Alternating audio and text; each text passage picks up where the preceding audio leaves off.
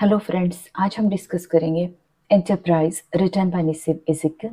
निसिम इज़ेकियल एक Indian poet और एक्टर थे और आज हम डिस्कस करने वाले हैं एंटरप्राइज। एक सिंबॉलिक पोएम है। इसका लाइन बाय लाइन एनालिसिस जब हम करेंगे तो meaning will be different and the symbolic one is completely different. And when you will understand the symbolic meaning of this poem, you will really appreciate the poetic skills of the poet. तो let's begin. सबसे पहले समझ लेते हैं कि enterprise का मतलब क्या होता है। एंटरप्राइज, ये जो पोएम है, इस एंटरप्राइज टाइटल का मीनिंग होता है बोल्ड और डिफिकल्ट अंडरटेकिंग, मतलब कुछ एडवेंचरस करना। और ये जो पोएम है ये पब्लिश हुई थी 1960 में द अनफिनिश्ड मैन नाम के कलेक्शन में। तो चलिए अभी से लाइन बाय लाइन डिस्कस करते हैं।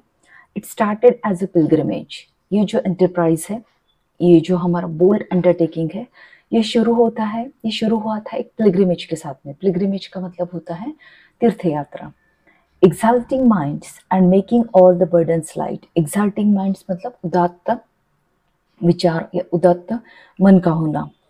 And making all the burdens light मतलब ये हमारी जो तीर्थ यात्रा थी। Because when we talk about तीर्थ यात्रा, it means that we want to achieve spiritual bliss. कुछ स्पिरिचुअल अंडरटेकिंग है ये, इसलिए तीर्थ यात्रा कहा जा रहा है। तो when we started this pilgrimage, क्योंकि पिलग्रिमेज में मटेरियलिस्टिक चीज़ों से हटकर स्पिरिचुअल चीज़ को इम्पोर्टेंट दिया जाता है, तो इसलिए माइंड्स आर एक्साल्टेड और इस वजह से लाइफ में जो भी अदर प्रॉब्लम्स है वो सब उनको लाइट फील होने लगती है। Making all the burdens light. The second stage explored but did not test the call. अब इस जर्नी को जो है वो फर्स्ट स्टेज, तो जैसे पोएम स्टार्ट हुई that it's a pilgrimage, exalted mind से पीपल आर वेरी एक्साइटेड। अब सेकेंड स्टेज में क्या होता है, explored but did not test the call. जब ये सेकेंड स्टेज हमने शुरू की तो धीरे धीरे एक्सप्लोर करना मतलब किसी चीज को बारीकी से देखना। तो ये यात्रा थोड़ी कठिन तो थी, लेकिन किसी का पेशेंस टेस्ट हो या किसी का डिटर्मिनेशन टेस्ट हो, इतना कुछ उसमें हुआ नहीं था। The sun beat down to match our raise.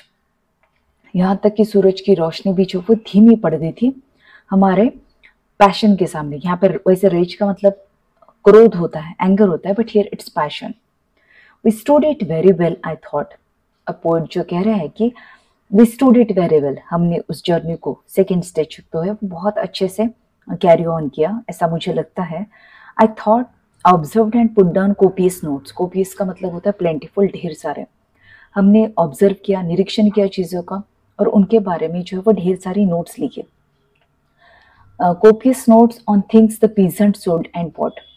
उन चीज़ों के बारे में, पीजेंट्स मतलब फार्मर्स, जो फार्मर्स ने बेची या खरीदी। The way of serpents and gods, हमने सांप और गोड्स किस तरीके से बिहेव करते हैं उसको भी नोट डाउन किया। 3 cities where a sage had taught. हमने उन 3 सिटीज को भी देखा जहां पर कभी एक बहुत ही बड़े सेज जो है वो अपने लेक्चर्स डिलीवर किया करते थे। But when the differences arose, लेकिन जब हमारे बीच में मतभेद होने लगे हमारे ग्रुप में, on how to cross a desert patch. Desert patch मतलब एक ऐसा हिस्सा जहां पर रेगिस्तान है, तो रेगिस्तान का एक बड़ा सा हिस्सा जब उनकी जर्नी के बीच में आया तो उनका ग्रुप जो है वो आर्ग्यू करने लग गया। We lost a friend who stylish prose was quite the best of all our batch.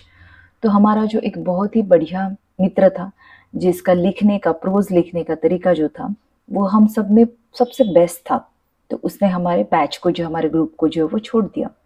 A shadow falls on us and grows. एक तरीके का अंधकार जो है वो हमारे ऊपर गिर गया और वो धीरे धीरे बढ़ने लगा। मतलब it means that the depression और फ्रस्ट्रेशन जो है वो उनके बीच में आ गया था। Another phase was reached when we were twice attacked. हम एक, अब सेकेंड स्टेज के बाद में हम और एक फेज में आए जहाँ पर हम पर 2 बार अटैक हुआ एंड लॉस्ट अवर वे, और हम अपना रास्ता खो दिए। अब ये अटैक क्या है, 2 बार अटैक क्यों कहा गया है, ये सारा हमें सिंबॉलिक मीनिंग में क्लियर होगा। A section claimed its liberty to leave the group. एक सेक्शन जो है ग्रुप में, उस ग्रुप में का वो डिसाइड करते हैं कि हमें आज़ादी चाहिए, अब हम एक ग्रुप से अलग होना चाहते हैं। आई ट्राइड टू प्रे, मैंने कोशिश किया उनको रोकने की। और leader said he smelled the sea, और हमारा जो लीडर था ग्रुप का उसने महसूस किया कि यहाँ पर आसपास कहीं जो है समुंदर है। We notice nothing as we went, हम जैसे आगे बढ़े तो हमें कोई वहाँ पर कुछ नजर नहीं आया। A struggling crowd of a little hope, हम लोग कैसे थे? स्ट्रगलिंग मतलब भटकने वाले, भटकने वाला हमारा ग्रुप था, भीड़ थी, जिसके पास में बहुत ही कम आशा थी, उम्मीद थी। Ignoring what the thunder meant, हम लोगों ने ध्यान ही नहीं दिया कि there were signals of the thunder, कि भी थंडर आने वाला है, तूफान आने वाला है। डिप्राइव्ड ऑफ कॉमन नीड्स, और हमारे पास में हमारी कॉमन नीड्स भी पूरी नहीं हो पा रही थी, लाइक सोप, सोप भी नहीं थी वहाँ पे।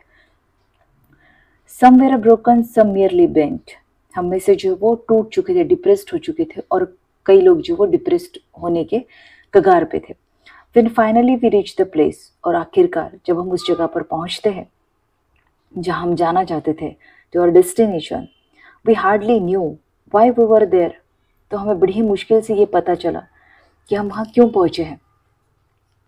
मतलब डेस्टिनेशन पर पहुंचने के बाद में ये ग्रुप भूल चुका था कि why they started the journey, जो पर्पस था डेस्टिनेशन तक पहुंचने का, वो किसी को भी याद नहीं था। The trip had darken every face, इस जर्नी ने क्या किया था, हर किसी के चेहरे पर जो एक डार्कनेस आ गया था, सैडनेस आ गया था। और डेट्स वर नीदर ग्रेट नॉर रेयर, जो कुछ भी हमने किया था वो ना तो कोई महान कार्य था और ना तो कोई रेयर था कि इससे पहले कभी नहीं हुआ था। Home is where we have to earn our grace, and at last ये ग्रुप को रियलाइज होता है कि होम इज वेयर, घर वहाँ है जहाँ पर हमें अपना ग्रेस अर्न करना है, मतलब where we will get our ultimate piece.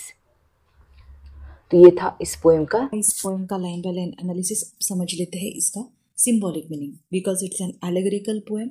इसके पीछे की एलेगरी क्या है वो समझना बहुत ज़रूरी है। तो जब पोएट ने इसे पिलग्रिमेज कहा तो he is talking about the Vedantic era, जब लोग साधु संत जो है वो तपस्या करते थे और स्पिरिचुअल जो नॉलेज है उसे हासिल करते थे। And because of that spiritual knowledge लोगों के जो प्रॉब्लम्स है ज़िंदगी में के, रोज़मर्रा की ज़िंदगी में के, वो लाइट फील होने लगते थे। They started to copious notes. तो इसका मतलब ये है। और पीसेंट सोल्ड एंड बॉट, तो यहाँ पर पोएट बात कर रहे हैं ब्रिटिश रूल की, कि जब ब्रिटिश लोग इंडिया में आए तो उस टाइम पर क्या था कि आज़ादी पाने के लिए लोगों ने कई तरीके के आर्टिकल्स लिखे, मे बी सीक्रेटली, कई सारे डॉक्यूमेंट्स जो वो पब्लिश किए गए, कई सारी चीज़ों का रिकॉर्ड रखा गया। तो ये सारी चीज़ें जो है इसको यहाँ पर कोपियस नोट्स कहा गया है। The way of serpents and goods का मतलब ये है, सरपेंट्स का मतलब the way the British people ने जो हम लोगों को डिवाइड किया, जो धूर्त स्किल्स उन्होंने यूज़ किए, clever way they have use to divide Indian people, तो वो सब यहाँ पर दिखाया गया है। 3 सिटीज़ का मतलब है वो 3 सिटीज़ जहाँ पर सबसे पहले ब्रिटिश लोगों ने जब इंडिया में एंटर किया, they started to do business here, तो it talks about those 3 city. अब व्हेन द डिफरेंसेस अरोज, ये डिफरेंसेस है political, on the basis of religion and social. तो इन 3 चीज़ों के बेसिस पर जो भी डिफरेंसेस हमारे बीच में पैदा हुए, may be Hindu and Muslim या फिर कोई और तरीके के पॉलिटिकल इश्यूज, तो उनको यहाँ पर रेफर किया जा रहा है। और एक बात यहाँ पर है कि the poet mentions says here, that there was a sage. तो ये सेज कौन है? तो he talks about Mahatma Gandhi. Another phase was reached when we were twice attack and lost our way. तो यहाँ पर बात की जा रही है वो 2 अटैक जो इंडिया पर किए गए by China in 1962 and by Pakistan in 1965। Then we noticed nothing as we went, a straggling crowd of a little hope, ignoring what the thunder meant. अब ये बात की जा रही है जब इंडिया में डिवाइड एंड रूल हो रहा था, हिंदू मुस्लिम झगड़े चल रहे थे, राइट्स हो रहे थे, तो लोग एक दूसरे से फाइट कर रहे थे without realising the ultimate consequences of this things on what the thunder meant. इन चीज़ों का आखिरी में क्या उन पर इफेक्ट होने वाला है। They were not aware of that thing at all and deprived of common needs like soap. जब मैंने फर्स्ट टाइम इस पोएम को पढ़ा and I read soap as a daily need, तो मुझे लगा कि इंस्टेड ऑफ मेंशनिंग फूड और water, how the soap is mentioned here, because the poet talks about the modern age और द मॉडर्निटी हियर। लेकिन यहाँ डेली नीड्स की बात की जा रही है, दो it is mentioned as soap. Why soap? Because the poet wants to talk about the modern age. Some were broken, some merely bent. When finally we reached the place, we hardly knew why we were there. अब जब ये पूरी journey जो है, may be the political, social और religious जो भी differences थे, उसकी वजह से जो भी राइट्स हुए, जो भी झगड़े हुए, वो सब करने के बाद में अल्टीमेटली व्हाट वी रियलाइज कि हमने ये सब शुरू ही क्यों किया था, क्योंकि जिस चीज़ के लिए सब किया गया वो पर्पस क्या था यही इन लोगों को नहीं पता था। और अल्टीमेटली क्या मिला कि people were sad, they suffered a lot. Home is where we have to earn our grace. इसका मतलब क्या है कि ग्रेस का मीनिंग क्या है कि अल्टीमेटली सब करने के बाद में इंसान को ये समझ में आता है कि घर ही ऐसी जगह है। There is a difference between the house and home. House वो होता है जो जहाँ पे दीवारें होती है, छत होता है, लेकिन होम होम वो होता है जो बनता है प्यार से, विश्वास से। तो एक घर एक ऐसी जगह होती है कि जहाँ पर हमें ग्रेस मिलता है, शांति मिलती है, सेटिस्फेक्शन मिलता है, रिस्पेक्ट मिलता है। The place where we feel the warmness और the place where we can come back after many struggles. जब इंसान थक जाता है तो home is the place where he feels at peace. Okay, तो ये थी पोएम एंटरप्राइज। अगर आपको एक्सप्लेनेशन अच्छा लगा हो तो don't forget to subscribe to the channel, hit the like button and share the